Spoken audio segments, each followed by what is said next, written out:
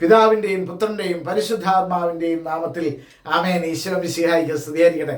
സുഖല്ലേ? ദൈവം അനുഗ്രഹിക്കട്ടെ. നിങ്ങൾക്ക് വേണ്ടി പ്രത്യേകം പ്രാർത്ഥിക്കുന്നു. പ്രിയപ്പെട്ടവരെ, ഈ ദിവസത്തിൻ്റെ എല്ലാ അനുഗ്രഹങ്ങളും നിങ്ങൾക്ക് ലഭ്യമാകട്ടെ എന്ന് പ്രത്യേകം പ്രാർത്ഥിക്കുന്നു. പ്രിയപ്പെട്ടവരെ, ഇന്ന് ഏപ്രിൽ മാസം 9-ാം തീയതിയാണ്.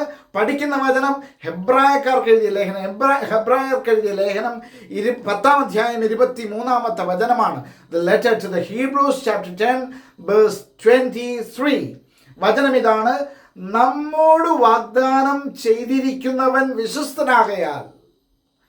നമ്മോട് വാഗ്ദാനം ചെയ്തത് ആരാ? ദൈവം വാഗ്ദാനങ്ങൾ വിശ്വസ്തനാണ്. അവൻ്റെ വാഗ്ദാനങ്ങൾ അവൻ നിറവേറ്റുക തന്നെ ചെയ്യും.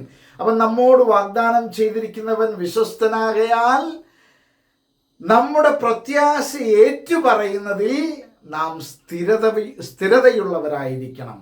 Let us hold fast to the confession of our hope without wavering, for he who has promised is faithful.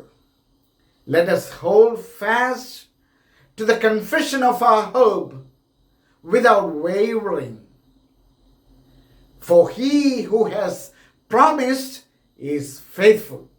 അതായത് നമ്മോട് വാഗ്ദാനം ചെയ്തിരിക്കുന്ന കർത്താവ് അവൻ്റെ വാഗ്ദാനങ്ങളിൽ വിശ്വസ്തനാണ്.